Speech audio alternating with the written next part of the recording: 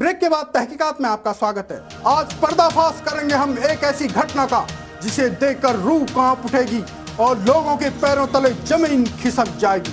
अपराध की पराकाष्ठा बनी इस खौफनाक दास्तान को सुनकर आप भी यह सोचने को हो जाएंगे मजबूर कि समाज में कुछ लोगों की संवेदना किस हद तक मर चुकी है।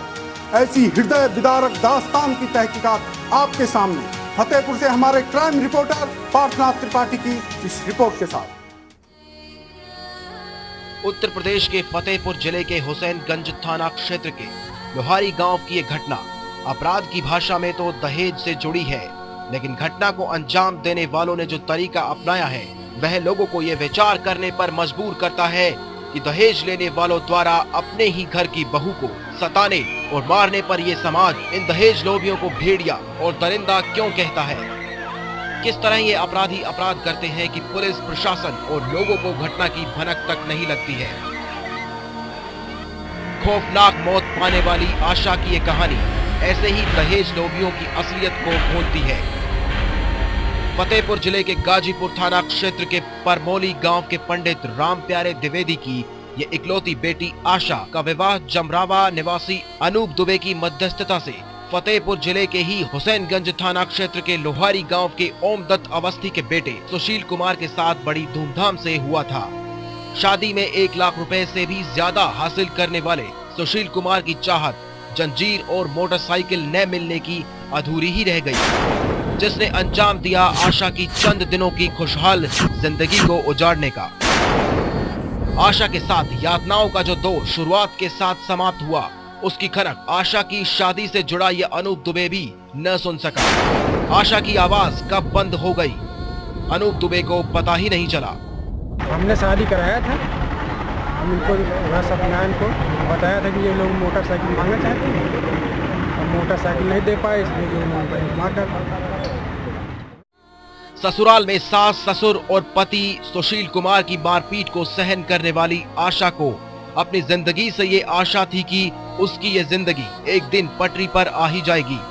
इसी उम्मीद में आशा ने खूबसूरत सा बच्चा भी जन्मा, लेकिन दहेज के ये अंधे और भूखे दरिंदों की वर्षों से जंजीर एवं मोटरसाइकिल मिलने की लालसा खत्म न हुई। खत्म अगर हुई तो आशा और उसकी जिंदगी, जिसकी खबर 10 दिसंबर 2007 के दिन सोमवार को मोबाइल से सूचना के जरिए आई, जिसे सुनकर आशा के माँ बाप और भाइयों पर आसमान टूट पड़ा। आशा की मौत की खबर पाकर बदहवास की स्थिति में उसके भाइयों ने जब हुसैनगंज थाना क्षेत्र में जाकर गुहार लगाई तो कुंभकर्ण की नींद सो रही पुलिस ने 5 दिन इस घटना पर कार्यवाही करने या ना करने के विचार में ही लगा दिए, क्योंकि कातिलों ने आशा की लाश 3 टुकड़ों में काटकर नदी में बहा दी, जो पुलिस के लिए एक बहाना बनाने का आधार दे गई, भले ही सच्चाई कुछ और ही हो। आशा देवी घटना के बारे में थाना स्थानीय पर मुकदमा अपराध संख्या 203/07 धारा 498, 304B, 120B IPC व 3/4 DP एक्ट का मुकदमा पंजीकृत हुआ, जिसमें 4 अभियुक्त नामजद किए गए। मृतका का पति, मृतका का देवर, मृतका के सास और ससुर, चारों अभियुक्त गिरफ्तार करके एक अभियुक्त गिरफ्तार हुआ, 3 अभियुक्त सरेंडर कर गए। चारों अभियुक्त जिला कारागार में निरुद्ध हैं। अपराधी सुख की नींद सोने का बहाना तो कर सकता है, लेकिन इंसान की नींद सो नहीं सकता। आशा की हत्या करके लाश गायब करने में कामयाब आशा के ससुराल वाले रात का अंधेरा कायम न रख सके, जब समाज के ही कुछ लोगों ने जहां आशा की लाश के टुकड़ों को खोजकर स्थानीय पुलिस को चौंका दिया, वहीं आशा के भाइयों ने भी कातिलों को उनके खूनी कार्यों के लिए उन्हें फांसी के फंदे तक पहुंचाने की खातिर विधिवत मुकदमा पंजीकृत करने पर वर्दीधारियों को भी मजबूर कर दिया। पोस्टमार्टम रिपोर्ट के बाद पुलिस ने आशा की हत्या के जुर्म में मुकदमा अपराध संख्या 203/07 धारा 448A, 304B, 201 IPC व 34 DP एक्ट के तहत दर्ज करके आशा की मौत के अपराधियों का वह भ्रम भी तोड़ दिया कि अपराधी के सोने की जगह ससुराल के घर नहीं बल्कि कानून की काल कोठरी होती है। लेकिन हत्यारों का यह भ्रम पुलिस ने कब तोड़ा, जब आशा के भाई ने पुलिस के आला अफसरों की नींद उड़ाने वाली ये दास्तान पुलिस के महकमे में SP को सुनाई। प्रशासन 6 तारीख को मेरी बहन को मारा गया, मार के फिर काटा गया, काट के एक रात घर में लाश रखी रही। दूसरे दिन उसको रात में 4 लोगों ने एक बांस में टांग करके गंगा में डाला है। डालने के बाद 10 तारीख को मुझे सूचना दिया है। 10 के बाद मैं बराबर थाने जाता रहा, दरोगा को बताता रहा कि मेरी बहन को काटा गया है, मारा गया है, फिर उसकी लाश कहीं छिपाई गई है। इसके बाद भी पुलिस ने मेरा कोई साथ नहीं दिया। पुलिस निष्क्रिय थी। पुलिस पूर्ण रूप से किसी के इशारे पर कार्य कर रही थी या किसी के प्रभाव पर धन पर बिकी हुई थी। समय पर प्रशासन मदद करता तो मेरे बहन की लाश मिल जाती, जिसकी मैं अंत्येष्टि कर सकता था।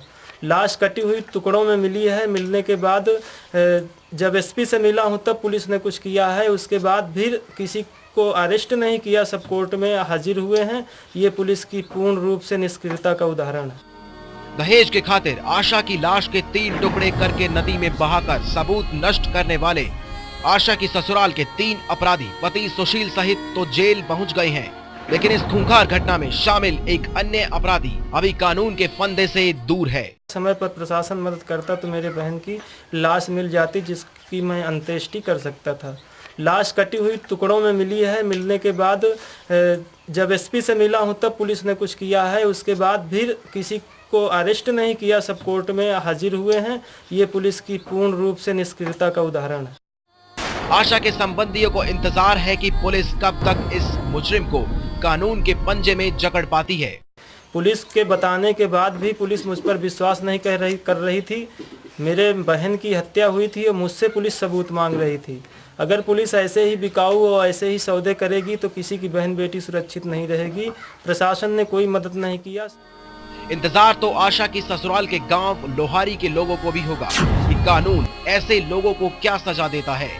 फिलहाल आशा के घर वालों की चिंता आशा के कातिलों के जेल तक पहुंच जाने से खत्म नहीं हो जाती, जब तक आशा का 2 वर्षीय मासूम बच्चा आशु के कहां और किस हाल में होने की कोई खबर नहीं मिल जाती। पथराई आंखों से पुलिस से पूछने पर भी आशु की कोई सूचना आशा के घर वालों को नहीं मिल सकी। फतेहपुर से कैमरामैन प्रवीण के साथ पार्थनाथ त्रिपाठी। आखिर क्या था इस घटना का रहस्य? ये सब देखने के लिए देखते रहिए हमारा विशेष कार्यक्रम तहकीकात, लेकिन एक छोटे से ब्रेक के बाद।